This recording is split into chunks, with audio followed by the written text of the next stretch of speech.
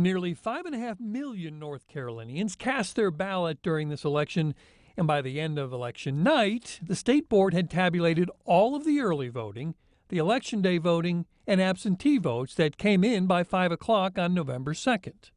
But that left about 3% of the votes still to count, and with the president leading by less than a point and a half, and Senator Thom Tillis leading by less than 2, those races are still undecided. And State Elections Board Director Karen Brinson-Bell says don't expect final counts for a while. And until we have all the votes uploaded as part of our Canvass certification meeting, that's when we'll look to see what the vote margins are. The state and counties put all votes through a series of 6 audits and will do that with absentee ballots as they come in through November 12th.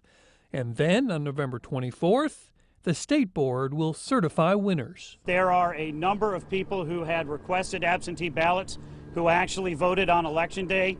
We would like to see that list put out there so we actually know of the 116,000 absentee ballots that are listed as outstanding at this point in time or have been requested, how many of them actually voted in person, because once we have that number, we feel very confident that it's going to be less than the margin for the president. There are also provisional ballots, which are ones that are held out of the count until they can be shown to be cast legally. It is my understanding that as of last night, of the 40,000 provisional number that was released by the Board of Elections, that they had released about 30,000 of those names. Of those, about 20,000 had not been registered to vote. So we certainly want to see how they're going to deal with those.